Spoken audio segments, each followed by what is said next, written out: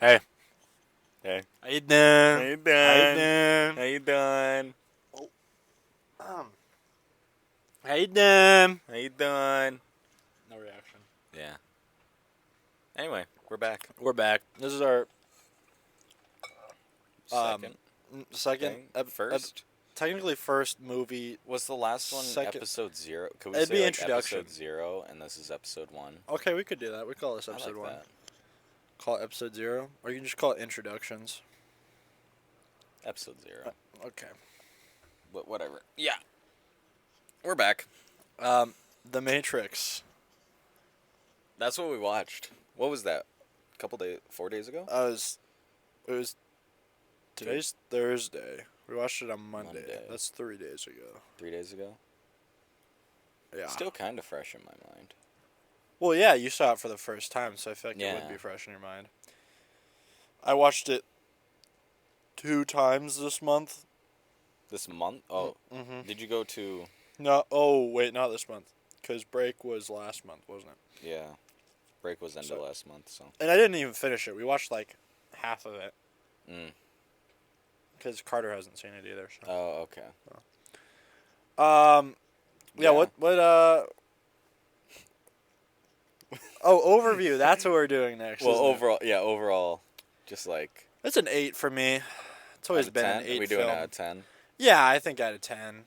10 out of 8, Golden Globes. 8 out of 10. No, wait. 8 out of 10. Oscars? No. No, that's... No. 8 out of 10's gold stars. Yeah. Yeah. Eventually, we'll probably get to editing. 8 out of 10. That'll be added. 8 out of 10 guys on a couch. We're not going to do that. 8 out of 10 potatoes. Potatoes. I like potatoes. I feel like it has no... Well, that's a Martian reference if we ever get to watching The Martian. Well, eventually we will. We could do like 8 out of 10. Based off of the movie that we watched. We could do 8 out of 10. Yeah, like Neos. black sunglasses. 8 out of 10 black leather jackets. I like that. 8 out of 10... I Nothing- like 8 out of 10 Neos. Just Neo. 8 out of 10 the ones. I like that. 8 out of 10 so Neos. So you're doing 8 out of 10. Neos, yeah. Yeah. Oh, man. I don't know. From first... It's your first watch, so... I know. I like 8 out of 10. I'm tempted to say 8.5. Alright, 8 out of 10 Neos. 8.5 out of 10. 8.5, 10 out Half of Neos? Neo. Half Neo in there. 8.5 Neos out of 10. Yeah. Okay. I go 8 like- Neos out of 10. I like that rating. Yeah. I mean... Or I'll go 8 out of 10 Mr. Andersons. You can go 8.5 Neos out of 10. I like that. Same rating system. It's just I like how Hugo Agent Weaving Smith. says Mr. Anderson. Mr. Anderson. That's how he says it. Hugo Weaving is such His a good lips, actor. like, okay, I'm sorry. I looked at his lips a lot. Is that weird? No, I think Hugo Weaving is very Well, yeah, mouth. Yeah, he has a lot of mouth work when he talks. Like his lips were just It was weird. Out of context. Well, I feel like in some of the shots, like the one shot where they're saving. Oh yeah, spoilers for the movie. Oh by yeah, the we way. should probably say. We should probably say that spoilers, before I yeah. start talking about it. Like Spoilers for all 4 because I'm going to talk about the other 3, even though I Jared's haven't never seen them, because you don't really need to see them because the Matrix, the first one, is the one that actually like people care about. But in the scene where all Morpheus, the diehard fans hate you now. yeah, I know all of them hate me now. They're like, but okay, I have nothing against the second 2. Okay, they came out in the same year, which is kind of crazy. But I know. Yeah, we talked about that. what is it? Resolution. It's Reloaded and Resolutions, I believe, if I'm right on that. You probably are. And then the 4th one, I don't think anyone really agreed was good. Well, it's like the trailer I remember that trailer came out, and people were like, "Oh, that's pretty cool," and then I didn't hear about it since. Revolutions. I was right. It is Revolutions. So. Yeah. But yeah, no, their opinions are bad. If you think, no, I'm just kidding. Resurrections wasn't bad. it was just okay. It was a lot of callbacks. I heard Reloaded had a pretty iconic scene. Oh, you mean him fighting like 50 Agent Smiths. 50 Agent Smiths? Yeah, that scene is actually kind of cool. Some of it's practical, and then some of it's CGI. You can For some reason on like Twitter, I saw a lot about that scene. It's a good scene. This is how they filmed it, and I'm like, what? Yeah, you can. Sometimes you'll look in the background and be like, "That's not Hugo Weaving. That's a guy who awfully happens to look a lot like Hugo Weaving." Or that's a random man they just made look like Hugo Weaving. Yeah. Hugo Weaving is the guy who Agent Smith. is Agent Smith, yeah. But back to your lips thing. In the scene where they captured Morpheus, and then he tells the guards to leave, and he like takes out his earpiece, and he starts going, "I hate this stench of humans." Like he really uses his lips a lot. Yeah, he's really good at using his mouth movement. Yeah. And I think it really builds on his character. I wonder if he did stage acting before movie acting, Maybe. because stage acting is a lot of over exaggeration. movements, yeah. So he's over exaggerating his mouth. That would make sense. It would make sense. I think he might be he strikes me as a Shakespeare fan. Shakespeare? Yeah. Yeah, he does. Yeah. Just from his physical looks. And from his great performance in the Lord of the Rings trilogy. That too. He did do a good job. He did. He is my elf of choice. Yeah. Yeah, I'm choosing him over Legolas. Wow. Yeah. Well, I mean, Legolas said one thing to Frodo. Anyway, we're talking about Matrix. You have my bow. Why are we talking about Lord of the Rings? Or it's and my bow. I thought the shots were awesome. We'll talk about them more later, but like. Oh yeah, most of it's practical. Yeah. Other than like when they're on a roof, like that's obviously a CGI city, but like a lot of the stunts they do are practical stunts. Mm-hmm. Like when Neo and Mr. Anderson and Morpheus are fighting in the dojo, and he like flies up. That's them.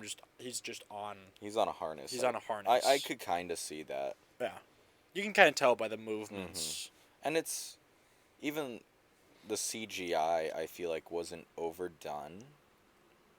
Yeah, you haven't seen the second and third one. Yeah, it gets bad. I mean, obviously, because I bet the second and third one they spend a lot more time in the Matrix. Well, it's that, and they introduce the idea of multiple Agent Smiths, and with that, you have to CGI on a lot of Hugo Weaving faces. Yeah. There's some stunts they do that you can't do practically. Like, I don't know how you show Neo flying without CGIing. That was a wild ending. Yeah, it was kind of weird. But I mean, even. Should we break down the plot? You could obviously. We should probably. You go and then we can do the plot. I was gonna say you could obviously tell like when CGI was used and when not.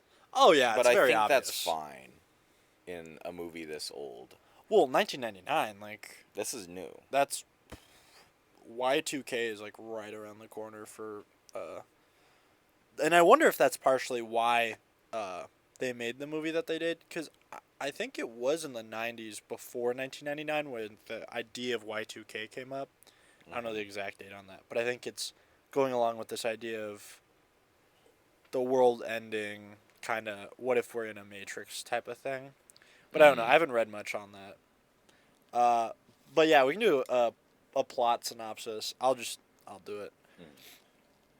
So we start out with I have to remember the movie now. Do we start out with Morpheus talking? No, it was Trinity. Yeah, it's Trinity talking.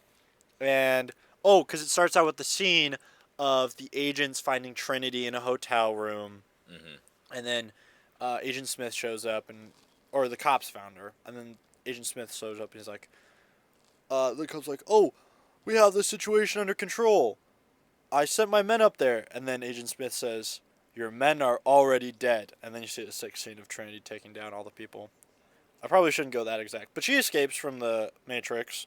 Then it cuts to Neo. I think he like rips off discs or something. Because back in the 90s, that was a common thing where you... I was about to ask, that's one of my questions, like, what do you think he did? I think he ripped off discs. So he like took like a file, Like a CD. like a CD, and He just like burned. movies or something like that. He's just burning and like selling it to people. I thought it was more like data selling. It might be data selling. Because I could see that with like his hacker background, Yeah, and that's why he would do that.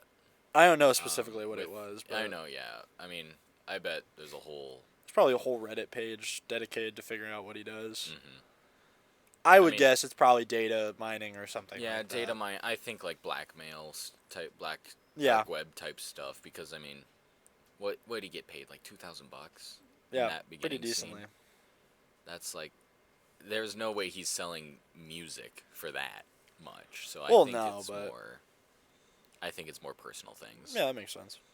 So, yeah, he sells that, and then he gets typing on his computer. That's I think Morpheus, Yeah. and he's supposed to follow the White Rabbit. He meets Trinity in a nightclub. Uh, then it cuts to the next day when he's in work, and the agents show up. Morpheus calls him on a phone that was FedEx to him. FedEx shout out right there. That was a very obvious advertisement, I felt like. I used to work at FedEx. Yeah, I know you did. Don't you have like a FedEx shirt or something, or mug or something? I have a FedEx backpack. That's what it was. I don't use it anymore because it was cheap. That makes sense. But I mean, I got it for free, so I used it pretty well my first year. Oh yeah, I'd assume so. But Yeah, so Morpheus calls him, tells him that there's agents, leads him out. Then he's supposed to go around this column outside on a window. He can't do it because he's sheepish at setting up his character to grow in the film. He gets caught by the agents. The agents interrogate him, do some weird stuff where he can't talk, his mouth is closed. Then they put a tracker in him through his belly button. Then Trinity picks him up. I think he's just out and about when he gets picked up. I forget how that I think he got occurs. called again. Did he get called again? Yeah, I think I remember that. It's like meet under the bridge or something. And Because Morpheus couldn't talk to him for long because it was a wired channel. Yep, that's what it was. Yep. So, because they were tapped, because they tapped all of his stuff. So tracker out, meets Morpheus, gives the Iconic choice of Blue pill, red pill. blue pill, you can stay in the simulation, or red pill, you can see how far this rabbit hole goes. He takes the red pill, obviously. If he didn't, this movie wouldn't have existed. So he takes the red pill. He pops out of a pod. He sees all these other people. He gets caught. He gets taken by Morpheus after going through some water slide thing into the trash liquid area. Yeah. Meets Morpheus, does surgery on him because his muscles atrophied. He can't use his eyes because he's never used them before. Talks to Morpheus. They put him in the Matrix. They show him what it's all about. And they're like, oh, you can jack in, abilities. So then he learns all these abilities. And then there's the classic line of, I know Kung Fu. I love that line. It's so dumb, but so funny. It's so stupid.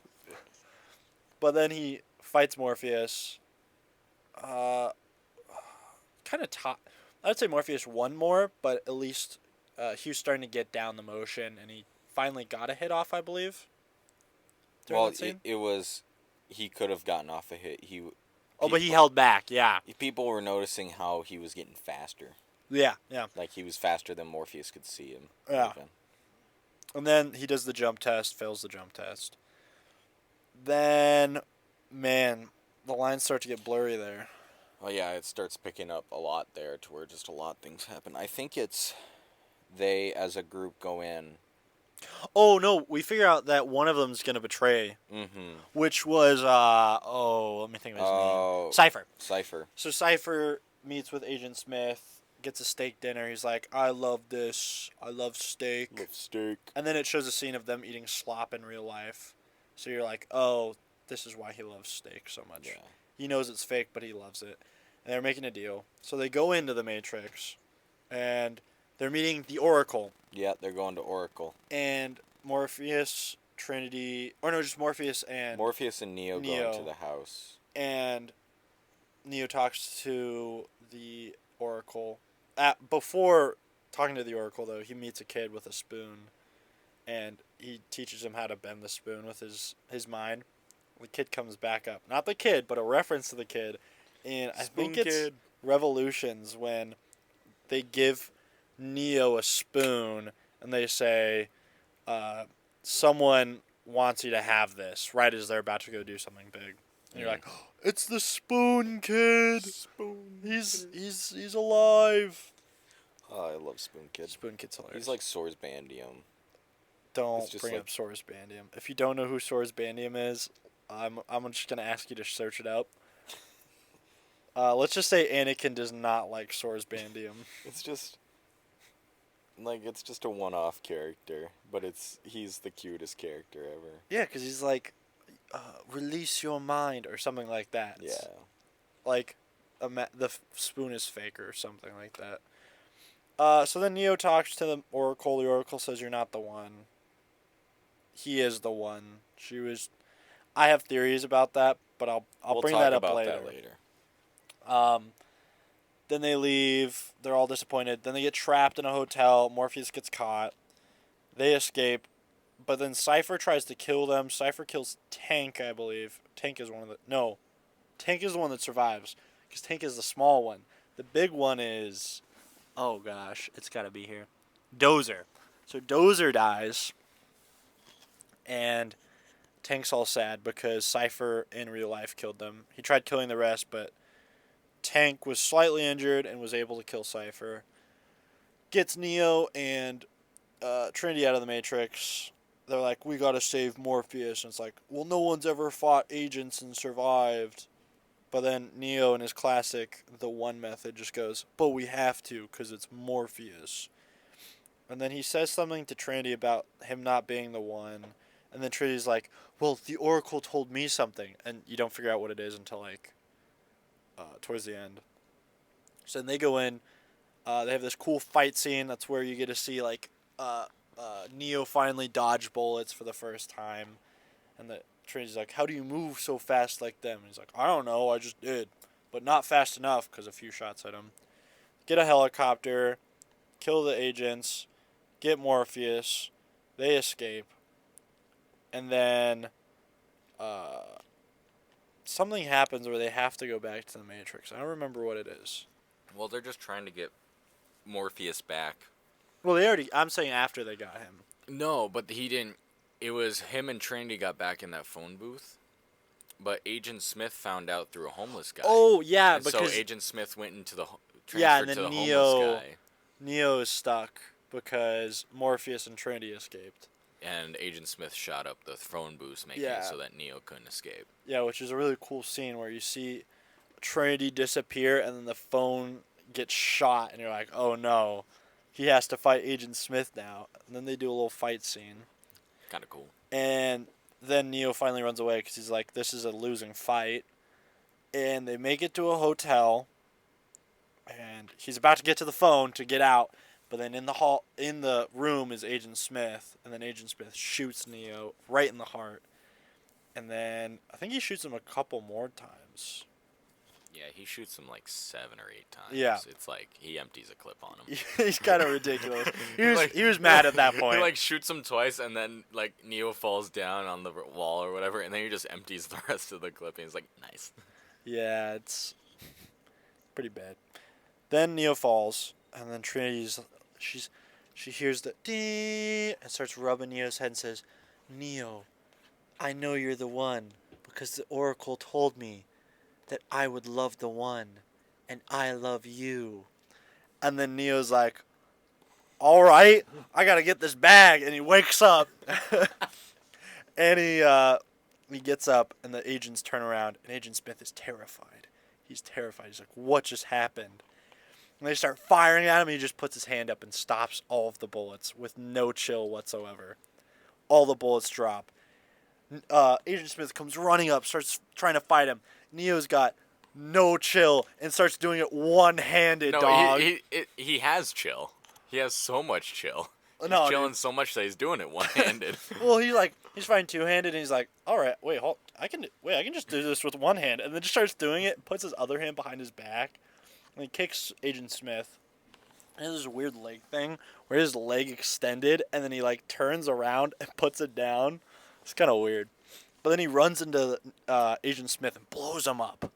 Agent Smith is gone. Not really. Not he comes back in the next film. Then the other two agents are like, I don't think we're safe anymore. And they turn and just run away. And then Neo gets the phone. And he gets out. And then I think the next scene is him on the phone talking. There's like a and he's talking and he says some lines. Then you see him and then he flies. Well, it cuts to away from the city, like an outer shot, and then he flies by the screen. And that's the Matrix. Wildest ending. So yeah, if you haven't seen it, watch it. Well, we just spoiled it. And also, why are you listening to this?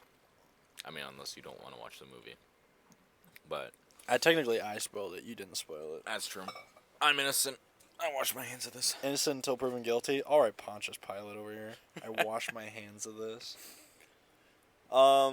Yeah. So that was a synopsis. Overall impressions we got through. I guess we should. I have questions, like a lot. Okay, I'll do my theories after. We should. Yeah. After your questions. Because maybe your theories will come up with these questions too. Like, yeah. Yeah. Okay. So I guess we'll start with just favorite character, because I think that's an easy starter. You start. Questions. Oh man. I thought I'll start with ones I didn't like. I thought Tank at times was too cheesy. He was still sweet. I loved him.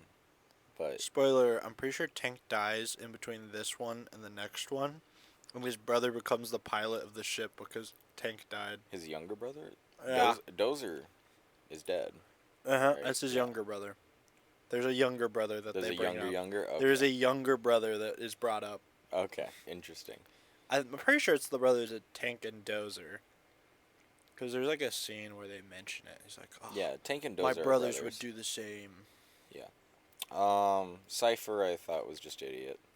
Like, what the heck? Cypher was a plot device. He was a plot device. I mean, honestly though, he's kind of relatable. Like, the steak scene did get me.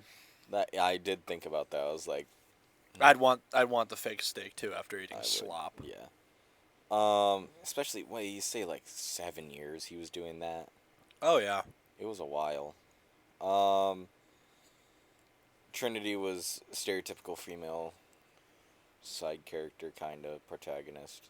Yeah, I'd say she has a better part in 2, 3, and then 4. I don't want to be political, but they kind of make Trinity another the one with Keanu, because technically they are owners of a new Matrix, so they can both do whatever they want in it. That's for later. I'm not even gonna talk about that movie okay. much. You don't need to. Not a big fan. I don't know about Morpheus. I don't. Wow, you're not a Morpheus fan, huh? He does get better in the other two movies. I bet, yeah. He does. He has a katana in the second movie. Ooh. Only for a few scenes. Dang. But he uses it pretty cool. So what? That leaves it to Neo and Agent Smith, which is honestly probably the two I would be between anyway. I like Agent Smith. Mostly because it's Hugo Weaving. Well, yeah, the acting is unbelievable. It's Hugo Weaving. And it's just, I like his character, how round he creates the character. Yeah. And that it's a robot that doesn't want to be in a robot world. Yeah, like the scene I was mentioning earlier where he's talking about, I don't want to be in the Matrix. Which I feel like that's a human response. Well, what do you figure out in the second and third film? So Agent Smith isn't dead. He comes back in the next one, like I said. I would assume so. And he was too good of a character. Neo basically set him free, and now he has the ability to clone himself to other people in the Matrix. And he also technically possesses a person in real life because they're leaving the Matrix as him. And this guy does a really great performance at doing the Hugo Weaving voice. Like, he says Mr. Anderson pretty close to how Hugo Weaving says it. But he basically frees himself. You also figure out that the Oracle is a program. She's not a real person in real life. She's a program. I'll explain one of the questions I have later. So, I would say Agent Smith. Okay. Not even Neo? No. Wow. No, I think Not Neo... a big Keanu Reeves fan? No, I am a Keanu Reeves fan. I like John Wick. I watched the John Wick series. Yeah? And I liked Keanu Reeves and his performance. It's just, I think Agent Smith has much more interesting... I think the acting is a little bit better, and I think it's... Even though Agent Smith is a side character, it sometimes feel like he's the main character. So, yeah. That's why I say. What about you? That's Neo. Neo Morpheus. Keanu Reeves kills in this film. I think he plays the part perfectly. He goes from an eager, like, very shy man who does not feel like he deserves this position to... Like, the difference in between... He gets shot and he goes to the ground, and he comes back, and you're like, that is the one right there. Like, he had to die in order for the one to become him. And he plays, it's so, like, again, that scene where he's just using one hand, Keanu Reeves is killing that. He's just standing there like nobody's business, like a Chad. Do you think Keanu, like, learned Kung Fu? He had to. He actually I think he did. Kung Fu. I think he actually learned some of it. I think he's a black belt now, isn't he? He probably is. It's Keanu. He knows how to use fire. He did firearms training for flipping John Wick, dog. He's got to be black belt. Yeah. He's definitely a black belt. But speaking on Keanu Reeves, Morpheus though. Morpheus. Oh, you're picking Morpheus? Oh no, Neo and Morpheus are my favorite characters. Okay. Because Morpheus is the only reason Neo is free. True. And also, he's awesome in the second two films. But in the fourth one, it's not even...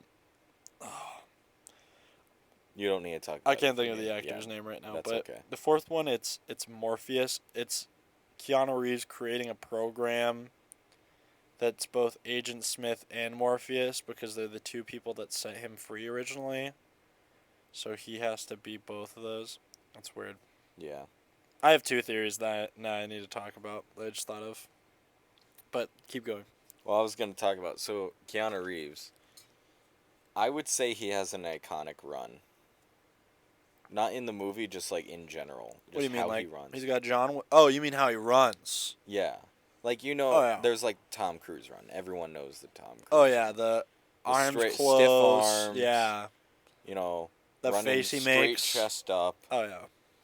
I feel like Keanu has it's more pronounced. It's like a limping run. Yeah, it's like more, you see it more in John Wick, I would say. Mm-hmm. But like in Matrix, I noticed it a couple times, and I was like... He's John Wick running right now. I mean, is he the second most famous type of run? I would say Tom Cruise, everyone knows. Oh, yeah, everyone knows. But like... They memed him running. I know, yeah. People put edits over it. Keanu Reeves is probably the second most famous. I would say so. I can't think of any other person like running. Oh yeah, consistently. And when you originally brought this up, I thought by run you meant like movie run, as in yeah, the movies he's been in, which I think he's had a pretty good run. Oh yeah, that too. Point Break is a good movie. I would agree with that. People don't talk about it often. What's your next question? I think I'll keep with the Neo theme, kind of, because you were talking about it. So I was thinking, so we talked about Neo at the beginning, being a data collector. I think that's beaten to death. Yeah. What about? I kind of want to talk about his. I have an idea. I think Neo's afraid of heights. I know, shallow. Jared, that's not a theory. That's fact. That's fact. Okay. Did you? Well, I wouldn't know. I wouldn't say he's as afraid. He doesn't say it. He's like partially afraid of heights because he does. He doesn't hesitate to do the jump test. It takes him a bit to Morpheus like jumps and he's like, well, I guess I should do it, and then he backs up and then he runs. He's got to like amp himself up though. But like someone who's afraid of heights would take a while before they. That's true. Would also he flies, Jared. Well, that's different. That's when he becomes the One. So you're saying Neo and the One are two entirely different people? That Neo died when he got shot and the One inherited his body? I want to say so. It's not that way. I'm sorry. Second and third film, you figure out. Okay, I'll spoil this. You figure out Neo isn't the only the One, and that the program creates this idea of the One because there's a 1% chance of people not accepting the Matrix program. So he allows them to go out of the Matrix to rise up as a people, and then he creates the One, and then the One basically just gives away the position of Zion or whoever the people, and they always keep track of where the people are, and the One has to choose 2 people to live, and then they slaughter everyone else, and then they do the process all over again, and you figure out he is the 6th one out of a row of like 5 other ones. Yeah, That's cute. so, but Neo's different because there's a scene where he meets the architect, I believe his name is. He looks like Colonel Sanders. Not even joking. But there's a response that Neo has to something the architect says, and he's like, well, the other iterations have never done this before. And you're like, oh, wow, so Neo is actually different. And it's because of him being Neo, after all. Interesting. He dies in the 3rd film, by the way. You've told me this, But they rebuilt him. And then he's in the 4th. They rebuilt him. This is why I let you watch the films. The 4th one, their excuse for him coming back is that the robots rebuilt him. I don't know why they rebuilt him. They should have just let him stay dead. The movie probably said. I just ignored it because I ignored half of that movie. But Probably. all right, sorry. Go ahead. All right. More questions. No wonder. I guess, so there's the hacker names. There's Neo, Trinity, Morpheus, Cypher, all that. Yeah. It's kind of like just guess or whatever, but just like, what do we have like ideas behind why? Are those names significant? Like, are they secretly significant? I think Neo is. I think Trinity is a blatant Christian icon because she brings back Neo from the dead, and I think the idea is it's Trinity as in Father, Son, Holy Ghost, and that since she's the one that brings Neo back from the dead, she is God in a way. She is the Trinity. I think that's a blatant I think that Christian that one could aspect. work. Yeah. I don't know. The Wachowski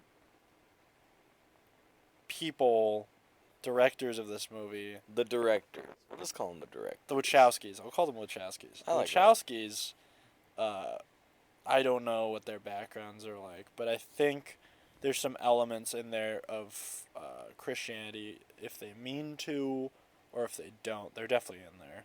Mm-hmm.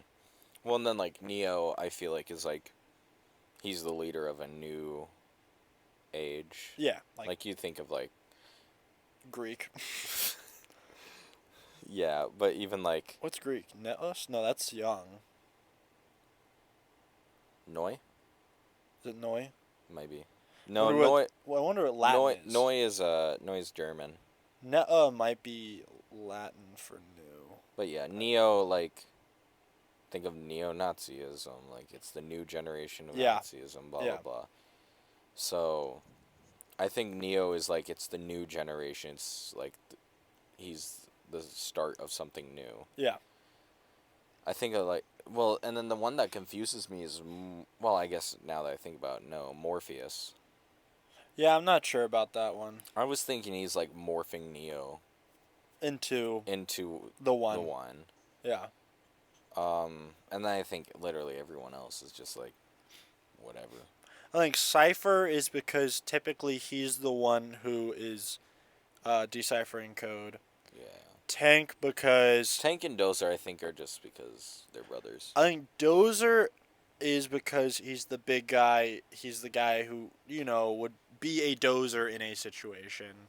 Yeah. And then Tank is the guy who runs the program, basically. He's the think tank. Think tank. Think tank, or as in, like, he's the big guns when it comes to all of it. Mm-hmm. Even though he's the littler of the brothers. You also meet the driver, and I totally forget. But the Nebuchadnezzar, really cool. In the third one, the Nebuchadnezzar blows up. Oh. And Morpheus says the line, I've dreamed a dream, but now that dream is gone, I believe is what he says. And that's a reference to the Bible, because King Nebuchadnezzar says, I dreamed a dream, but now that dream is gone. So Nebuchadnezzar is actually a blatant Bible reference. That brings up my next point. Like, what's the significance of being called Nebuchadnezzar? Like, why pick Nebuchadnezzar? Why not, like, Darius? I think Morpheus is I would assume a Christian man, because I would assume so too. I believe he has some sort of faith, because in the second and third film they do explore this idea of faith with like they're kind of a cult. Like faith with. And Morpheus is one of their leaders in this cult. I don't know what to say, because they never really specifically talk about the religion much, but he's religious. I'd say he's religious, and maybe he's somehow seen the Bible in some way, or it just happened to be called the Nebuchadnezzar, and he just happened to be. But he makes a Bible quote, so I really don't know if the Wachowskis just like were writing and they went, well, maybe Morpheus is a Christian. Maybe he isn't. I don't think there's any significance, though, behind the name. Well, yeah, because, like, there's nothing significant. Nebuchadnezzar, like, just killed a bunch of people. Or, he forced Christians not to be Christians, right? I can't remember. I can't remember right now, so I can't speak on this. There might be a connection there. I would be interested to look more into that later. Yeah. It'd be interesting to see the Wachowskis' background. I would like to see if they have an explanation too. They probably do. They've probably talked about it on something. Mm-hmm. Yeah, that's fair. I'll look that up later. Yeah, you should. I should. What else you got? I guess we can start talking. I mean, I got a lot more here. I guess I just want to mention guns in this film. Just like. There's a lot. There's a lot, one, but two, like, can we at least reload? Like, not just for this isn't John Wick. I know. This is why John Wick was created, annoying. because the Matrix didn't ever reload. No. What's funnier is they never, like the scene where they're saving Morpheus, and they go through that lobby area. Yeah. Neo and Trinity don't reload. They didn't even drop a full magazine before throwing they didn't even drop a full clip before dropping their guns. It's like, you shot a guy with 5 bullets. That's an MP5. That has more than 5 bullets in it. that was like, well, I guess I shouldn't say for all the gun buffs out there, but like, that's still got a ton of bullets, like, and they're throwing 2 of them away too. Oh, yeah. They, like, shoot the guy, and then they throw it away and grab 2 more guns, and it's just like, what the heck? I don't know. It's like they didn't bring extra mags. It worked out for them, okay? That's all I gotta say. Yeah, but it's still annoying. What gets annoying is, second film there's more guns, and the third film there's more guns. Oh, jeez. The fourth film, Neo never touches a gun, and I'm like, dog. That was like the entire point. Dog, that's the entire point. He always used guns. Well, I guess, actually, no, the second film he doesn't use guns as much, because I think once he develops his powers more, he's more confident in just using his ability. Mm-hmm. Less, like, he doesn't need to be reliable on something that he can't have a reliability to, if you know what I mean. I guess I wanted to talk about, so, who was the one girl that I was thinking about. Trinity? No, the one that Wears white? wears white. Yeah. What's her name? Let me look. Not Mouse. Switch? Yeah, it's Switch. Yeah.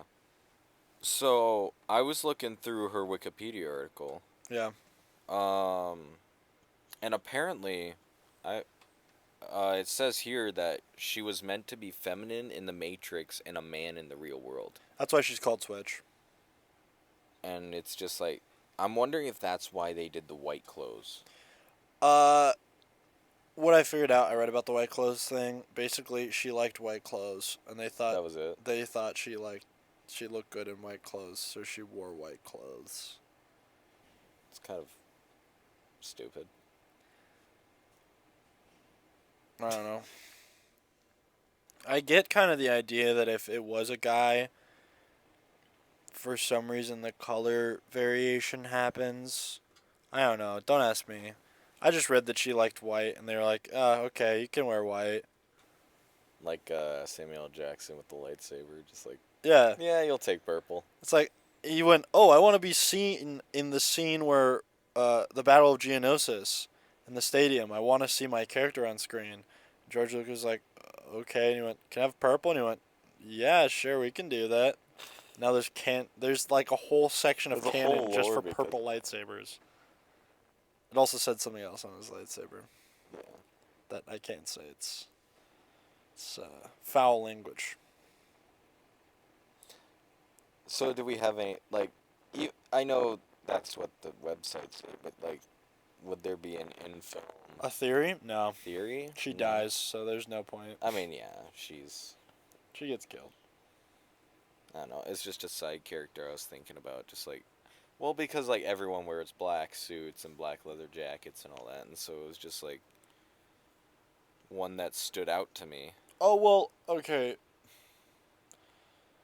Next film, you meet the Merovingian, and the Merovingian has these two, like, people that also wear all white, but they can, like, become ghosts in the Matrix. Like, they become the numbers and can phase through things and then, like, reappear in their bodies in a way. Like, they become the numbers. And they're like in a ghost form, and then they like can just become themselves again. There's a cool shot where they're driving, and the guy becomes a ghost, and he goes through his car, and then he becomes himself in the car trade he's in, and then starts fighting. Interesting. But it's the only other time we see white clothes, so it's possible that maybe it's coincidence. Maybe it's just coincidence. Maybe they went, "Oh, she's wearing white. We should make characters who wear white." Yeah. They're brothers too. They're twins. It's interesting. Or I think they're just twins that can just. I think they're programs. So are they machines? They're programs. They're programs? Okay. Yeah, half the people in the film are programs. I would assume so. Yeah. Matrix thing. The lady in the red dress is a program. Yeah. Sorry to tell you. I know. I was disappointed to hear that. Yeah, I know. You're like Neo. You got caught slipping, man. I did. Not actually, but Mouse. Mouse. Mouse. Good for him. He died. What are you talking about? True. Next question. Next question. I guess I just wanted to talk about the slow motion in the movie. Just like Perfect. even just talking about like just how they did it. Do you want to know the name for that? Sure. It's called bullet time. I wonder where it got its name from. It's because of the bullets, Jared. Because he's dodging bullets, so they called it bullet. Okay. I know. I've seen like videos on how they did it. They bring up bullet time in the fourth film, Jared. They bring it up in Resurrections. I mean, okay, they make a joke about bullet time. I'm talking about in real life. How did they shoot that? No, I know what you're saying. Okay. But I'm saying that they make fun of bullet time in the fourth film, Jared. Neil Patrick Harris is a program that is faster than Neo. Patrick Harris in there Because he was a great actor. I like him from How I Met Your Mother. That's why I say that. He surprisingly plays a very good straight man. Yeah, he does. I'm impressed. Great actor. They make fun of bullet timing, Jared. He moves in bullet time, and Neo can't move in bullet time with him. So I think from what I read is they have a shot of him they have like ropes and stuff on him so he can lean back that far, and then he does it, and then they just edit the bullets in. Well, yeah, because they have like, I think I saw they have like a ton of cameras just basically surrounding him. And we're talking about the rooftop scene where he's dodging bullets and blah, blah, blah. That's iconic. Bullet time, yeah. Yeah. And so they just, like, I think I remember, they just basically take pictures. And then they edit the in-betweens as they need. Which I thought was cool because that uses very little CGI, which nowadays would be tempting to do. So I thought it was just cool. They just CGI the guy. Yeah. I don't know. I thought it was just an interesting point to bring up. Bullet time. Remember that term. I'm going to remember that term now. I'm going to bring it up in passing. I'm going to bring up bullet time in the next podcast, and you're like, what? Not this again. I don't like that they make fun of bullet time in the fourth film. It's just, yeah. Shout out to Nokia. Yeah, Nokia got a reference in there. Yeah, Nokia got a reference in there. Just want to bring that up. Wasn't the Nokia the phone that he got from the FedEx guy? Yeah. That Nokia slipped out of his hand out of that building. That Nokia definitely survived that fall. Absolutely. He was like 40 stories high, dog. That phone survived. It had to. Well, and also like the Nokia's used throughout. The phones that they use, the burner phones, are Nokia's. Well, because Nokia probably sponsored the film. Probably. Shout out to the sponsors in the film. Yeah, FedEx and Nokia. That's the only two I remember. Yeah. What else do I got? I just want to kind of have a thought process. So, there's the scene where he's, he just got introduced to the Matrix, and now Tank is giving him data. Mm-hmm. And they mentioned that he was going 10 hours straight. Mm-hmm. And they showed, like, the data that was being pumped into him. Mm-hmm. One, I would love to calculate 10 hours of data, how much is going through his head. Well, it depends on how long the data takes to download. That's true. But, like, we saw a scene where it was, like... Jiu-jitsu. Well, yeah, it was, like, flipping between jiu-jitsu and kung fu and blah, blah, blah. And so... Taekwondo. Yeah. Which is interesting that it's only fighting forms. Well, I think that'd be the first they teach them, because they want to teach them how to fight. That's true. But still, like, 10 hours of just that? Well, what I'm guessing is that... they do point out that it's impressive that he could do 10 hours, because people have not done 10 hours before. Mm-hmm. And I'm going to guess that there are probably a lot of smaller things just that you need to know, probably... like basic knowledge of vehicles and all that. And it's probably just throwing, because he went, oh wow, I've never seen someone take in this much, and he probably just started throwing stuff in just to see if Neo could handle it. I wonder if, and there's like different levels, like, okay, here's basic kung fu. And then there's probably advanced. And then there's like advanced and, black belt level, and, and... He knows kung fu.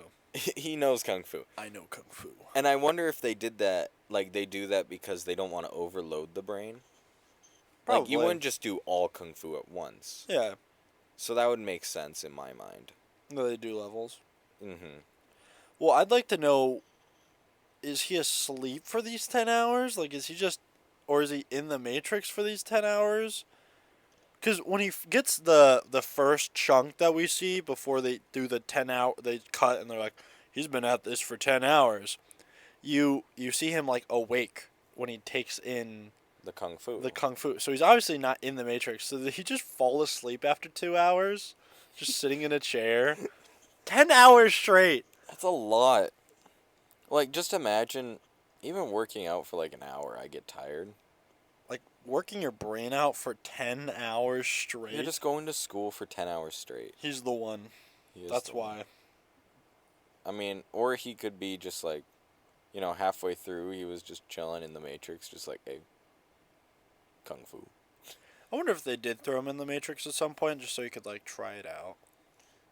That's probably true. I bet they had a little bit where he was like, there's the downloading part and then there's the training part. And so I wonder if he trained a little bit.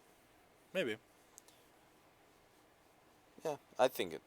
He seemed a little fresh, though, when he did train with Morpheus. Yeah. I would like to, like, if I had to rewatch that scene in slow-mo or whatever, I would like to calculate how much he had put in him. Which will be impossible. Oh, yeah, because they never gives you exact numbers. What he was given. Well, I mean, if you could calculate how fast the data was flipping on his tank screen, and you could see, like, okay, he's downloading that.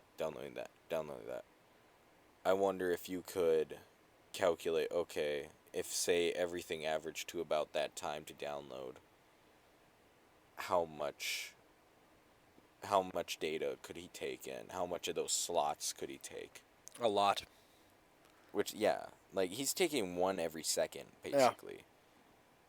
Which is insane. I guess next question. I'm not getting into the deep ones yet, just because, like, get the boring ones out of the way first. Well, you don't have to ask all the questions, by the way. You can if you want, but you can skip some if you feel like. I mean, yeah. I'm skipping a couple. Okay. I guess we can talk about. I kind of wanted to talk about Sentinels, Agent Smith and the other agents. The programs. Yeah, the programs. The agents. Well, they call them Sentinels. I'm pretty sure in the movie. Do they? They call them agents. Okay. But I mean, because the Sentinels are the robot, like the physical robots. The physical robots in the real world. Yeah. Okay. Well, still the programs. The agents too. Agents. I'm wondering why machines would then have a ranking system. Within, like Agent Smith being the higher of the three agents. Yeah, because it doesn't seem logical to me, and it to machines it wouldn't seem it would be logical to them. I think it's you kind of figure this out. The architect in the second film kind of brings up this idea of hierarchy and how the original Matrix that they built was a perfect utopia for human beings. Like, and Agent Smith alluded to that. Yeah, I think he mentioned that. And how they were given a perfect utopia and they couldn't handle it and that they needed that. So I wonder if it was the same with the programs needing a hierarchy in order to function within the Matrix. Because these programs are around humans all the time. You figure out the Oracle, who's a program, has basically learned human emotion because of how often she's been around them. Yeah. She's because the architect is the father of the Matrix, the Oracle is the mother of the Matrix. So she's the sympathy that... Because typically, in a family home, a typical basic family home, the mother is the one who normally is the more caring, more emotional, while the father is more, not strict, but less emotional sometimes. Typically, you'd go to your mom if you had a boo-boo, not your dad, because your dad's going to be like... Man up. Man up, yeah. So I think that's the idea they're going with. And that I think programs can learn human emotions, and I think they talk about that in the fourth film. I know, I'm bringing up the fourth film again. Oh, how dare you. But the idea is that I think... And Agent Smith is kind of that way with discovering his emotions about how he feels sick, about being in the Matrix, the smell of humans.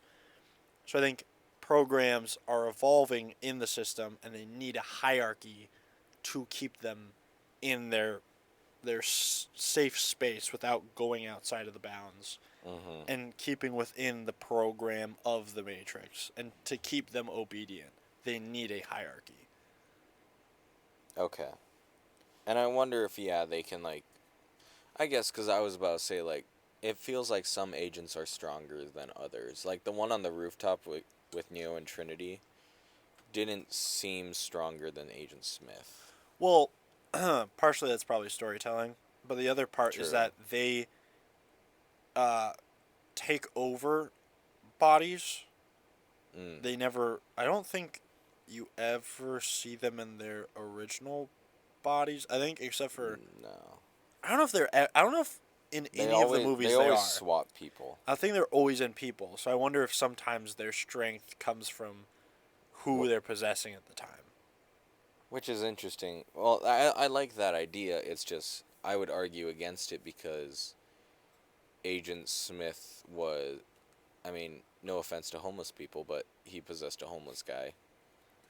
That homeless man could have been buff. Could. I think I'd like to think But, that. I mean, he seemed like an older homeless man that was a little bit more frail. My thought is that it's probably the Smith program, and the agent program, and the mind of whoever they're possessing combine. So yeah, they still have the speed of agents, but at the same time, So there's a baseline that every agent has. like they're this fast because they're an agent. Mm-hmm. They can do this because they're an agent, but maybe their mental processes are a little bit slower because they're using human brains in order to power. Because that body is still being powered by a human. They're That's just true. not in control. It's still a human brain. That's a. Ooh.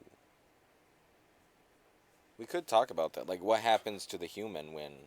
They get shot, they die. They actually No, die. not when they get shot. When an agent takes over. They probably just. Do you think they just, like, pause? Like, They in probably a go video game? like it just blacks out, but they don't realize. It's like you get blackout Like drunk. a coma? Yeah, or like I've never gotten blackout drunk. I don't even know what that's like because I'm underage and I've never gotten drunk, but I've heard from people that getting blackout drunk, you just like forget a period of time, but sometimes you can have like slots within that you remember, and I wonder if it's like that. Like sometimes you can see through your eyes, but really it's just you just blame it on being blackout drunk or something. That's true. But like imagine you wake up and you got bruises on your body. Happens to people. Is that what? Hold on, if we are in the Matrix, say we they figured it sleep out. rough. Where do these bruises come from? You got possessed by Agent Smith. I'm saying that if I ever meet someone again who has a weird bruising issue, I'm like, the agents, man, they They're used you. everywhere. They used you, man. Taking out Neo over here. Alright, so Neo kills himself. I got 3 Technically. deep questions. Okay. So we'll start with one. Because I know you like conspiracy theories. Let's talk about simulation theory. Are we in a simulation? Sorry, we're not. I know we're not because we have, we have a bias, but I mean, it's just weird to think about. Well, that's the thing. This movie came out in 1999, right before Y2K.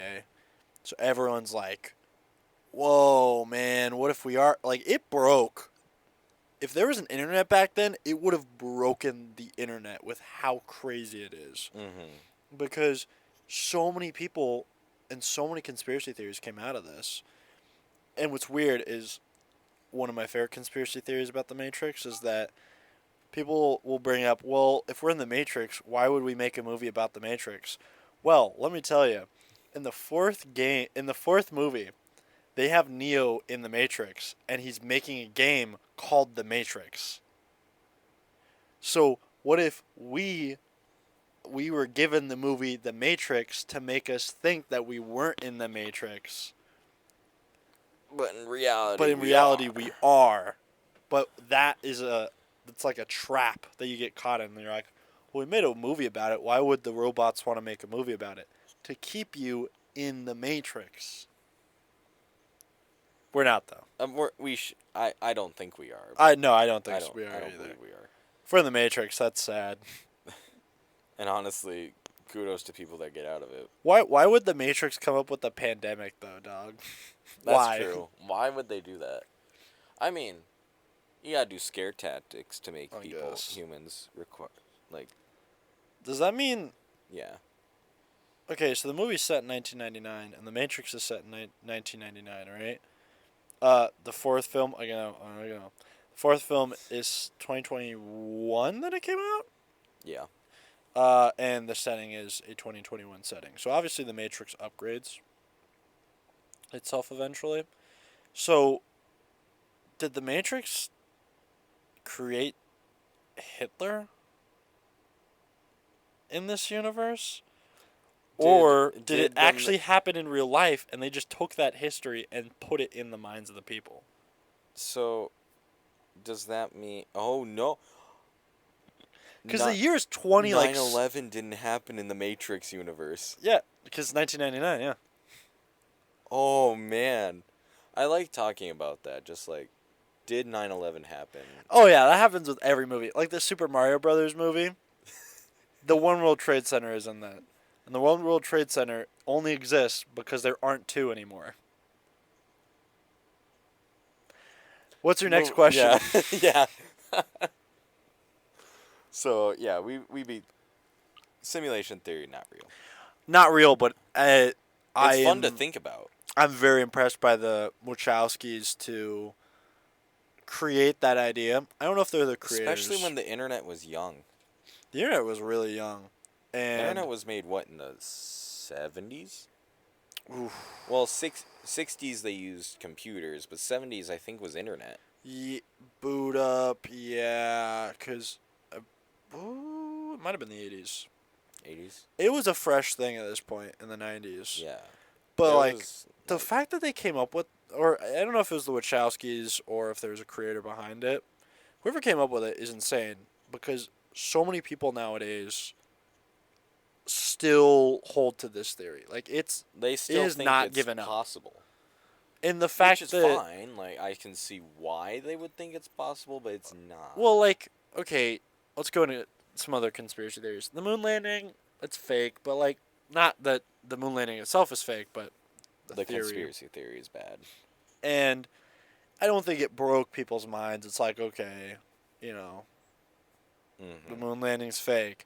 But the Matrix is totally changing your idea of the universe as a whole. Like, what if everything that I know and love is not real and I'm in a Matrix? Like, that broke people. Where other conspiracy theories have never done that. They're just like, yeah, other conspiracy theories are just like, it's like what ifs. This is a big what if. Like, what if your life was pointless? And what if we're just harvested? Cause didn't he say the year's like 2199 or something like that? Closer to the year 2199? Yeah. So, you're just living in the future, but they're putting you in the past. That's 200 years. Yeah. What if you're living in the future, but they're putting you in the past? I think I would say that is one of the most thought-provoking conspiracy theories. Oh, yeah. And most, like, I don't know what to say, like, scary? It's a scary thought, yeah. I mean, it's not true, but, like... The idea of it. The idea of it is just, like, even just thinking about it makes me, like, think, well, this sucks. Well, everything's a construct. So, think about, okay, let's talk about, a lot of issues currently in the Middle East, right? Mm-hmm. And think about being someone currently in Israel or Palestine, and you figure out that all this war that's happening is because of robots making you go through it, and all of it's fake. Like, that would be terrible. Religion is a construct then. And there is no God. It's just robots created that so you would stay in place in the Matrix. Like, I don't like that idea. I hate that idea. I don't believe it. That's why I don't believe it either. I don't believe it because I have an assurance, but... Yeah.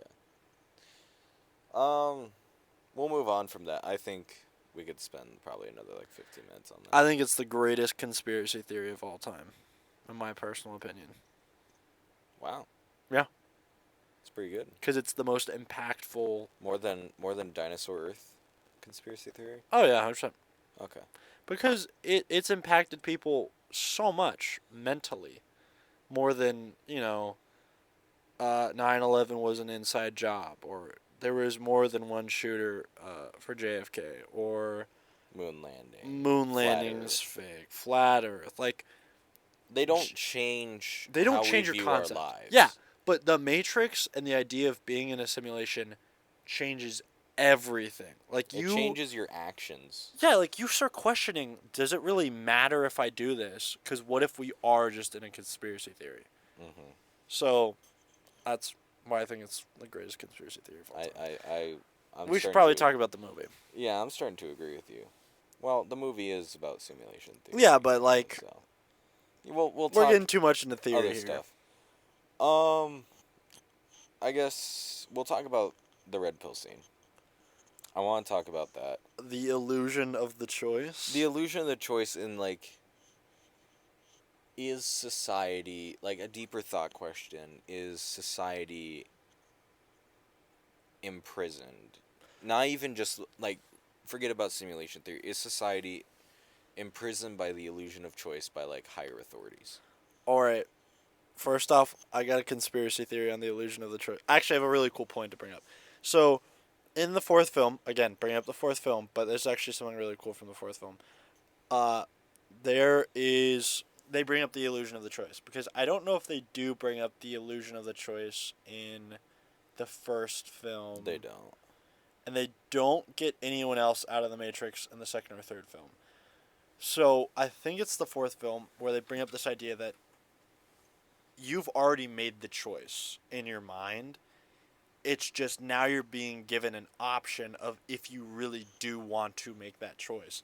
But it's an illusion, because you're obviously going to take the pill that helps you understand what's happening. Mm-hmm. You're not going to take the, let me, stay in this, because you want to know what's happening. It's an illusion of a choice. So in the fourth film, they have Keanu back in, Neo back in the Matrix. They rebuilt him, whatever. Yeah. What happens is he has an inkling that he's not in the real world. And Morpheus, I put air quotes because it's a program that Neo created, long story short. Yeah. But the first time Morpheus sees him, he shows him only a red pill, and he said, okay, Neo, take the red pill, let's go. And he doesn't take it, and then he leaves. And then Morpheus shows up again, I believe, and then again only has a red pill and tells him to take it. It's not until he's given the option of a blue pill or a red pill that he actually takes the red pill, because it's an illusion of a choice. As long as you don't have a choice, you're not going to take it. But as soon as you have the choice, you're going to take it, because now you feel like you're taking control of your life. Mm-hmm. And that's one of my favorite parts from the fourth movie, just because you're like, the illusion of the choice, because there's a woman character, and I can't remember her name right now. She's great. She brings up that she also was given the choice, and that it's an illusion, because you've already made the choice in your mind. It's just not until you have the option to stay in the Matrix do you take the option to leave the Matrix. And it's all an illusion. Interesting. Yeah. Sorry, I like talking a lot. No, that's okay. Because I also kind of want to apply this now to the real world. I know, crazy. Is authority just an illusion of a choice? Well, like, yeah, do they present to us illusions of choice? Like, think of advertising. Advertisements aren't illusions, Jared. Advertisements are truths. blatant, buy my product, and you fall for it every time. Not every time, but most of the time. Most of the time. Like, there's some cheaper options. I think advertisement is less illusion of a choice. It's more embedding. Is it influence of choice, would you say? I think it's embedding their product in your mind so that you will choose them. It's less, you can have Pepsi or you can have Coke. It's Coke is the only option. Yeah. Or Pepsi is the only option. Mm-hmm. And they do ad campaigns. And I think, this is my theory, that companies, which I think is proven, companies definitely work with one another, even if they're competitors, to get more sales with their product. So Puma and Adidas have a rivalry, or Adidas and Nike. That's a bigger brand. Adidas and Nike have a at least in America, it's a bigger. It's a bigger brand. Adidas and Nike have, of course, always have had this issue of who's the better shoe brand, who's going to make more. But Nike is going to make an ad about Adidas, and Adidas is going to make an ad about Nike. Yeah, they're destroying each other in the ad, but it's also getting that other product in the person's mind, so that you'll go buy the product. It's like what is that called? Corporate. There's a word for that. I don't remember what it is. Corporate, yeah. I don't know. It's something like that. But I think advertisements are like that. It's working together to get your product sold, even if you have to work with the people that you're against. And it's less an illusion of a choice. I think government's an illusion of a choice, though. Well, especially in, like, I feel like now American politics is becoming an illusion of a choice. Oh, yeah. It's you choose, red or blue, which I think that's kind of what the red and blue pill are. That's a good theory. Like, but I wouldn't say it's directly political. And I think it's just two opposite sides. Yeah, it's like you choose what you want. I don't think he's saying that the Democrats are the stay in the matrix and the Republicans are leave the matrix. I'm just thinking it's those political colors that, not to connect them, but I wonder if there's a bit of the idea of politics. Well, and you could connect them. I wouldn't directly connect them because again, it's making that idea of the Democrats are the Matrix, and which I wouldn't say that's true blatantly. I feel like both sides have their own Matrix in a way. And I feel like the side that has, I feel like now though, especially right-wing conservatives really take on the idea of red pill. Yeah. And I think the red pill isn't meant to represent conservatives, but conservatives use the red pill as their slogan or motto. Yeah. Which I think it was good at first. I'm gonna be honest. I actually thought red pilling was cool and all that at the beginning of when it started, which was about 10 years ago. I'll say. Well, probably more like 7. I'd say probably 10 because you have to take into account pandemic. Pandemic really pandemic spurred it on. I think it really extreme. It caused more extremes on both sides because of people wanting knowing specific information about stuff and questioning everything. But I think politics. I think there's a political connection with red pill, blue pill. But again, I think not that government is an illusion of choice, but I think sometimes they give us the illusion of a choice. Yeah. And I wonder, this is kind of conspiracy theory, but I wonder if in the government they kind of have a way of saying maybe we should have this person be our presidential candidate versus someone who's maybe who's going to do better in office because they like what they have better in a way. And I feel like that's sometimes how I feel about the primaries. Yeah. And, I mean, that's just opinion. I don't think it's fact. No. But it sometimes feels like the person I'd vote for isn't up there. It's like... And it's like funding, too. Oh, yeah. A huge thing in politics, and so... Also, name dropping between politicians. And who's behind you and all that. Yeah. So, I think... Government's obviously a huge thing. Still, government's not a terrible thing. No, you need government to have civilization. I'm trying to think of other illusions of choices. I almost want to say colleges. Oh, as a college student, I maybe am a little bit too biased. You probably are pretty biased. Because right now I'm not liking college as much. I think... but... I think it has the grounds. I think I could make an assumption. A small argument. Yeah. I don't think a good one, but an argument for it. Yeah. Because I think a lot of the colleges teach the same thing It's just you're getting it. Sometimes you get better education though. Yeah, It there's depends. some places I agree where there's better education, better teachers, better equipment.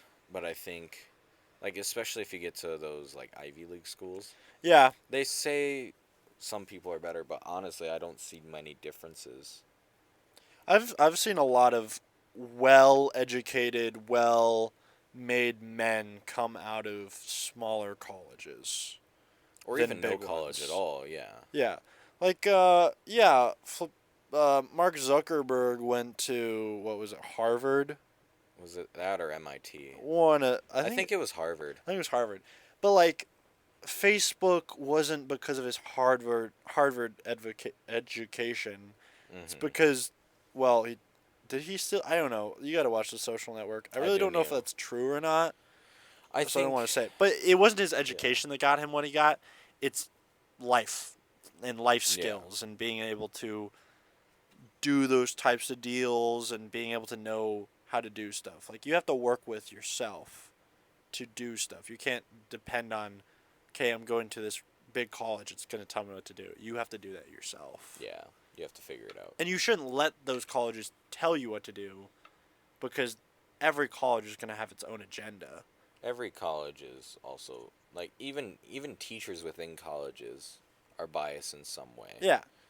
And I think it's becoming more to light about that. Oh, yeah. That every teacher has their own views, moral views and religious views. So yeah, I would agree with that. Yeah. But We should probably get back to the Matrix. yeah, I mean, I like these discussions too because it's like the Matrix makes us think. Like movies make us think about real life. Oh, yeah, in society, yeah. And so I kind of wanted to bring that up because I think that's this the main theme obviously is like simulation theory. Yeah. It makes us question Well, about there's, what's the point of our lives. yeah, there's stuff on top But of that, then though. like I would say second level is the illusion of choice. Yeah. And do we really have free will in some situations, or are we being guided by by corporations, by government to do something, or Yeah. authority figures? So I think that's just an interesting. I guess this is my final question, and I wrote it down while we were talking because you brought it up. So it's the Oracle, Yeah. and is she wrong about the one and all that? So Yeah, I you've got a whole thing on this. you want to talk about that? Yeah, let then? me talk about Go this. ahead. So basically, you figure out in the second film that the Oracle's a program, and you figure out that from the architect. And my theory is that the Oracle knew Neo was the one, but she didn't want Neo to be the one because she knew that he was just another cycle in this long system that's been built of he's just going to be another one. So I think at first she was like, you're not, hoping that he might back off and not try to be the one. But at the same time, I think it was that child brain thing where she said, you're not, knowing that he is, and hoping that he would get past him hearing no and being like, well, no, I can do this. Because when you're told no, you're more likely to do the thing because of, again, there's a psychology behind it. If you listen to the first episode, I talked about this. It's psychologically, we all have a child brain where we are more likely to do something if someone says no versus yes. Yeah. Because again, it's an illusion of a choice that you get to choose to do it versus someone telling you to do it. In that instance, you're like, well, I'm being told to do it, so I don't want to do it. But as soon as someone says no, it's like, well, yeah, I'm going to do it because it's cool and they don't want me to do it. It's rebellion. Rebellion. That's what we want to do. I can see your viewpoint on that. I guess I should ask a couple more. Like, is the Oracle eventually discovered to be bad, or is she like she's working good for the one? She's working for the one. Okay, because that changes then my viewpoint. Because if she was evil, I was like, well, then she's trying to stop the one from happening. No, she's good, and she knows that he is the one. But I like that idea in that again, Neo, she doesn't want Neo to be in this cycle. Yeah. Which is interesting to think about, because then why did she tell the other 5? Is my thought. Like, why then would she inform, like, after the first 3, I usually say, like, after 3, there's got to be a pattern, so why are you still doing this? What if I told you that she came up with the The one? the one system? Oh. So basically, she came up with it because, well, the architect in her came up with it because, again, they knew there was a 1% chance that people wouldn't accept the Matrix, and they were like, we got to deal with this issue. How are we going to do that? And she knows human emotion. Basically said, maybe we should give them a savior who will save them and give them hope, and then we'll destroy them, have 2 live on, but continue this savior idea to the next person. And there'll be another one after that. But I would say after, like, probably 3, she's like, okay, maybe I shouldn't do this. You're like, remorse. But I don't think it's till, because I think Neo was the one, and I think she knew that. And that's why she was like... That's why she treats him differently. That's why she treats him differently than the other ones. She's like, maybe if Neo becomes the one, the cycle will keep going because he's this different... Like, she doesn't know which way he's going to be different. But if he does become the one, maybe he'll break the cycle. So it's like, she had to debate, is he going to break the cycle, is he not? Because he hadn't made the choice yet. Because she only knows if someone's made the choice in their minds, which he hadn't yet. I have, so guys, a lot of side things. So then my question would be, because you're talking about how she treats him differently, and so there's the children in the room in her apartment room, in that waiting room, and I think it's like what would you say, the maid or whatever? The I don't know. I think handmaid or whatever. I think she comes back in, not her, but she becomes a man in the second film who, like, protects her. But I don't know if that's the same person or someone different. But yeah, you know what I'm talking about. The escort, we'll say. When she talks about how, like, every child in there. Oh, you okay? I got it. Every, like, child in that living room is a prospect, right? Yeah. That's what she says. So I'm wondering, they're all children, so I'm wondering, one, how did those prospects get there? And is it like the Oracle knew they could be the one, so she grabbed them? And then 2, is it, since the Oracle knew that Neo was going to be different, did she then not get him as a child and just let him try to figure it out? Well, I don't think she... Okay, the thing is, Neo... I don't think Neo was discovered until Morpheus found him, and I think the Oracle had an idea of who it was, and didn't know if Morpheus would grab him or not. So she was like, let's just leave him be for now. But then Morpheus eventually found him, and then she was like, oh, well... Crap. Guess got to deal with this now. But that's just theory, because we don't know if the Oracle did do that or not. And obviously she knew about the cycle because she was part of it, but, like, it's a lot of conspiracy. I have no, like, solid answer to give. It's just conjecture. No, that's not the word I'm looking for. I mean, what's your thought process on it, though? I think like, make something up. I don't know. I'm coming up with this on the spot, okay? That's okay.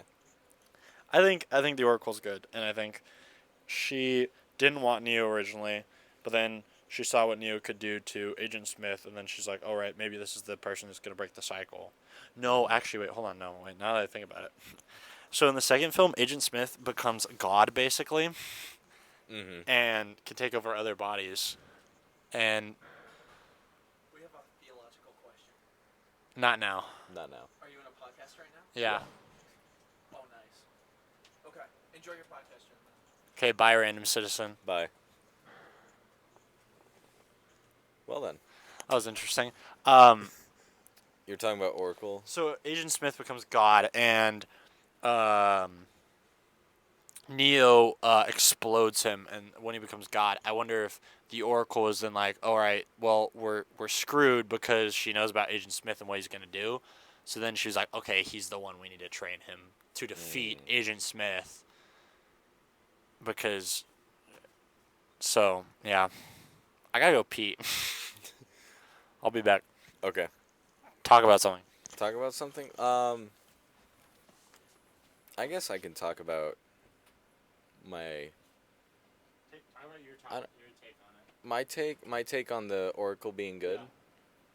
I mean, yeah, the Oracle. I think the Oracle in this film is portraying itself as like a. I mean, obviously it portrays itself as a good person, but I think because we don't have the rest of the films, I think at the end, since I haven't seen the rest of the films, kind of at the end, you kind of have the question of, well, the Oracle why is the Oracle wrong? So it makes me think, like, the Oracle's just a normal person, and they're just making up stuff. But I don't know. I mean, by the end of the film, I do have doubts about the Oracle. Like, is this a real person? And honestly, I had the feeling, like, it felt like a one-off character. So when Michael talked about her being in the other films, it kind of surprised me. But I mean, Neo being the one, while not being the one, kind of surprised me. So I don't know. Welcome back, Michael. You're looking good as always. I felt good. Did it feel good? Yeah, I am. Whoa! Careful. I'm good. I'm on the ground.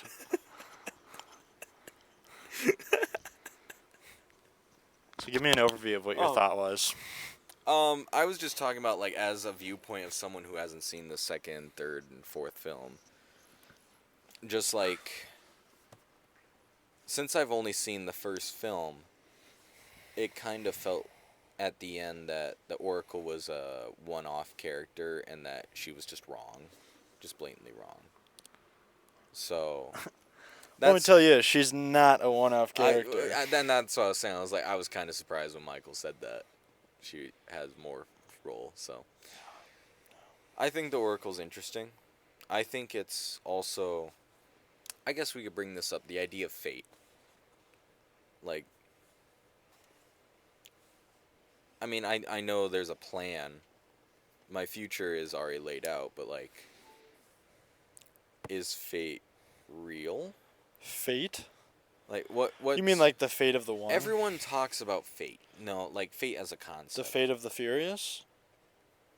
Furious 5, Kung Fu Panda. No, the fate of the Furious, I think, is the 6th film. In Matrix? No, in Fast and Furious. Oh. The fate of the Furious. Haven't seen it. Fast and Furious. Well, I've seen the first one. I've only seen the 6th one, I believe, or the 7th one. I don't know. I was watching it with my cousins. But fate. Yeah, I wonder if the one is less of a fate thing and more of a choice thing. I think so too. Like Oracle, I'm wondering if the Oracle can see fate, and then once choices are made, then she can see a different type of fate. That's like, a solid theory. Neo didn't know he was the one, so she said to him, "You're not the one." Like, he hadn't chosen to be the one. Yeah.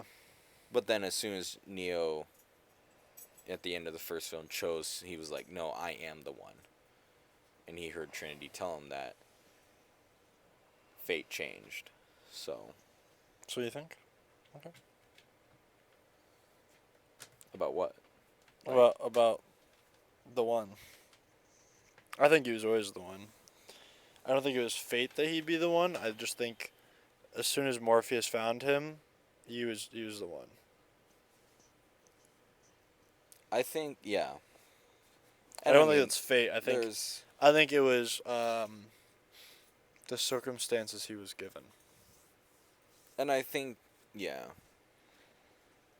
What would have been cool is if they said, well, the one's a program, but No. honestly, I don't think that would have been No. great. That would have been a horrible That would have been ending. worse than the second and third film. Dude, if they in the third film, after Neo, like, dies, and just said, yeah, the one's a program, the fourth film would have never existed. And I respect the fourth film for all of its faults. Nice. That was all the questions I had. What about you? Yeah, I got no questions. I love this movie. I love talking about this movie. It's a great... It's so good. It's so thought-provoking. Well, that's... Yeah. And it's just enjoyable to watch. Yeah.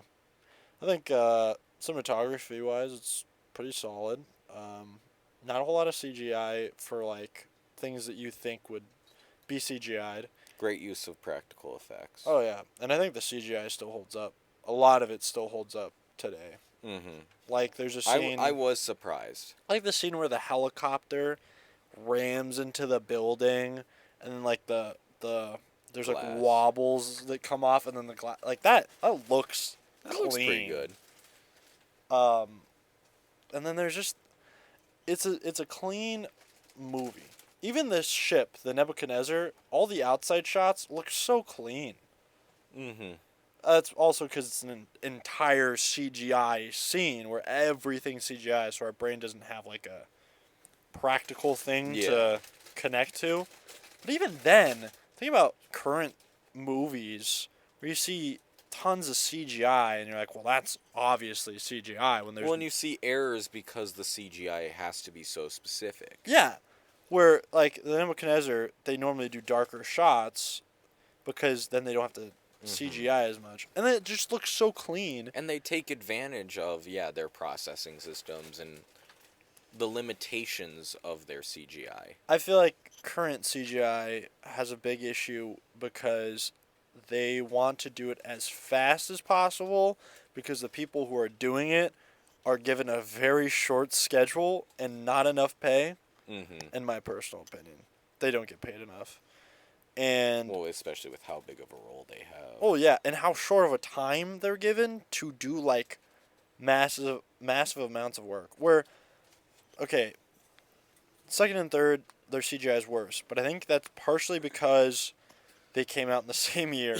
Yeah, which I don't know why they thought that was a good idea, but 2003 was a good year. It was a great year. It's a great year. So, any other last comments? Concerns? I don't know. It's a good film. I feel like if you haven't seen it and you've listened to this, I'm sorry, but not. You chose to listen to this. I agree. Yeah. But go watch it. We told you to go watch it. Just go respect filmmaking for filmmaking purposes, and enjoy the storyline. And go watch the second and third one, and I'm going to say it, watch the fourth one. Just for fun. Neil Patrick Harris is in it. Does that make it worth it? Jonathan Groff, the voice of Sven. That's the only thing you know him from. King George from Hamilton. He's in it. Keanu Reeves is in it, of course. Mm-hmm. The guy who plays Morpheus is pretty famous. I can't remember his name right now, though. Morpheus, air quotes. But enjoy the movies for what they are. Yeah. I think the Wachowskis did a great job on the first three. I think it was only one Wachowski on the fourth one, and I just don't think it hit the same as the first three. Well, yeah, it was such a big time gap. Yeah, but I think there's some things they could have done better. If you want to revive the franchise, I don't know if you need to bring Keanu Reeves back, because you could have just used the cycle idea and just had a new person be the one and show that the cycle's not broken or something like that. Yeah. Because the most Keanu Reeves does is kill Agent Smith in the last film. He doesn't even, like, destroy anything. He just kills Agent Smith. and then dies. That's literally it. And then the robots like lay him down. That's interesting. No, then apparently they rebuild them between films because for some reason they brought back the guy who was a threat to their society. Don't know why they do that. I don't get that. Why would you do that? Why would you bring back the guy that threatened you? I don't know, man. I don't know. So, I don't know what we're gonna do next. I don't know. I'm looking through my list. What are you feeling? Shoot some movie ideas at me. Terminator. We could do Scott Pilgrim.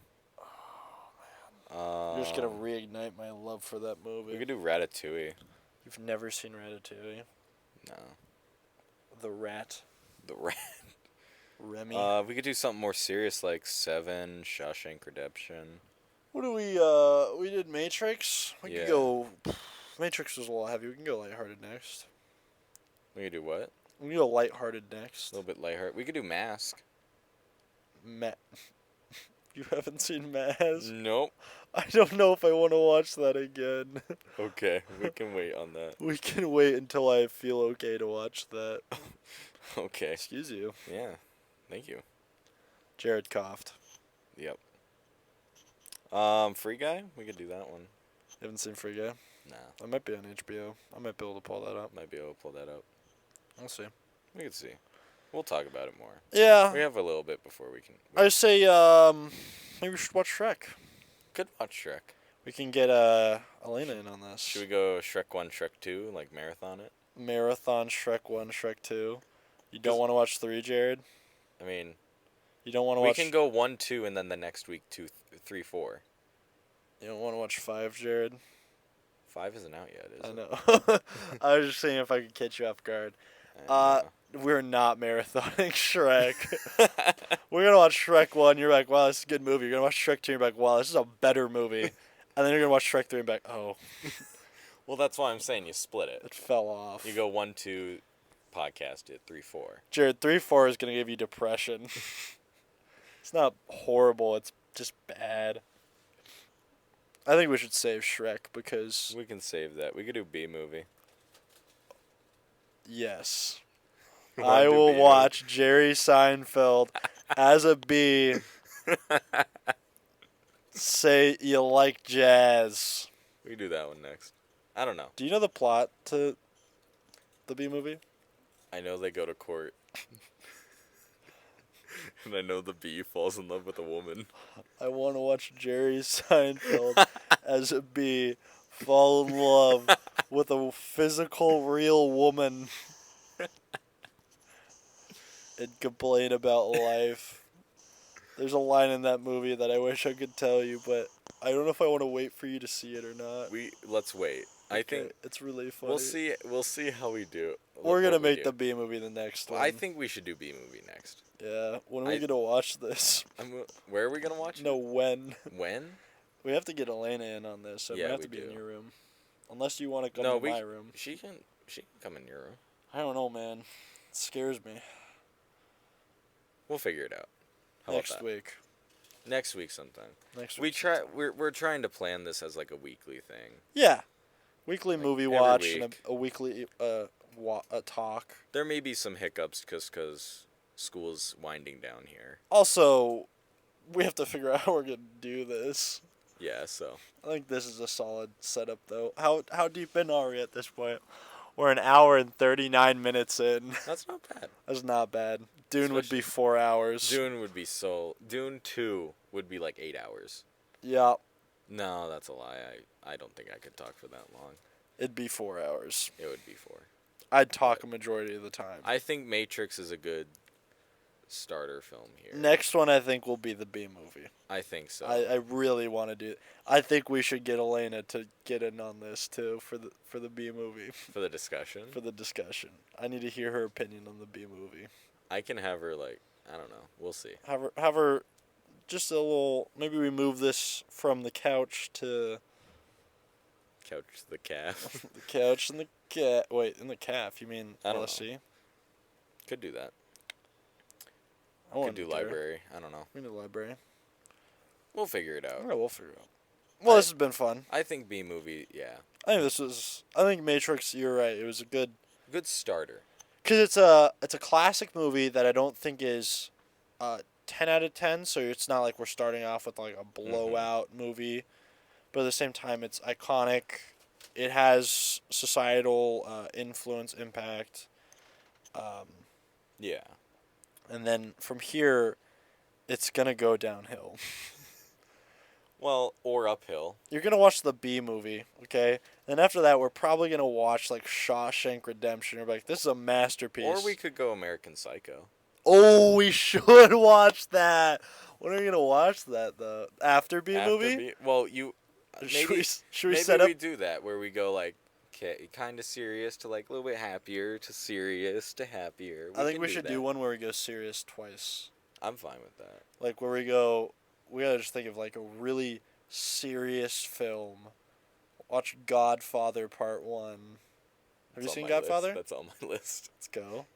I haven't watched 2 or 3, so if we watch 2 and 3, it'd be my first time. I can't remember if I heard like Godfather 2 apparently was good. I heard it's better than the first. I heard so too, so... I'm Michael Corleone. Call me Michael Mafia. Corleone. I'm part of the mafia. Oh, I this can't was do the good. Godfather impression. Yeah. I'm the Godfather. No, I can't do that. Come on! That's not right. I'm gonna get killed by the mafia for saying stuff like that. I'm sorry. I apologize. Love the Mafia. No. We do not. I shouldn't say that. We enjoy the presence of other human beings. We do. We do. We do. That's why we need to get other people in on this. So it's not just us ranting for almost 2 hours. Because by the end, I'm just going to start saying random crap. Yeah, and I'm ranting over here about the Oracle. I sound like some flipping podcast where they're so serious about something. The Oracle built this in a cave. The meme where the guy's got an arm around the girl at the baseball game or whatever. The Oracle, man. She's a program. It's a program. And Neo is the one, but she didn't want him to be the one. They got a spoon in there. Spoon kid. Soares Bandium. That's what you guys should go look up. Soares Bandium. Yeah. Who's Soares Bandium? Yeah, if you take away one thing from this episode, it's Soares Bandium. We should watch Star Wars again, too. I think we need to get through a lot more films before we get there. Yeah, but I think Eventually we will. we should hit Star Wars at some point. I think like every once in a while we should just do a rewatch of something. Just hit a random movie that we've both seen. Just get a good, maybe like a palate cleanser or like a reset. Yeah, just like we Like, want to we've done- enjoy a movie. We've done like 10 movies at this point. We're like, all right, let's hit a movie that we have seen to, we enjoy it, so let's watch it and Meme about it. meme about it. The episode would be like an hour long because we wouldn't have much to say. It's just like, it's pretty good. Half of this has just been you asking me questions. The B movie is gonna be an hour. I can tell you. You're not gonna have enough questions to confuse me, dog. Well, I might have questions, but it might be confusing questions. You're gonna be like, so why is the bee falling in love with a woman? I'm gonna be like, I don't know why the woman's reciprocating in this relationship. I might craft like a really weird conspiracy theory just because I want to entertain you. No, you should craft a question that's just like insanely hard to answer and then force me to answer it. Just like I mean, I don't got much homework. I might as well just sit down and just like, how can I mess with Michael? honestly, that'd be fun. I'm just like, you ask me super deep questions and just trying to force me to answer them. What is it, Michael? What is it? Answer me. Why it's is just he a movie about bees. Why is he a bee? And why is he voiced by Jerry Seinfeld? I don't know. He got paid for the job. He needed the paycheck, okay? We're talking too much about B movie. Yeah, that's the next movie for sure now. It's been established. Yeah. Maybe I should end this We should end in this. the only way that one can. And that's by asking one question. You like jazz? Actually, yeah. I do like jazz.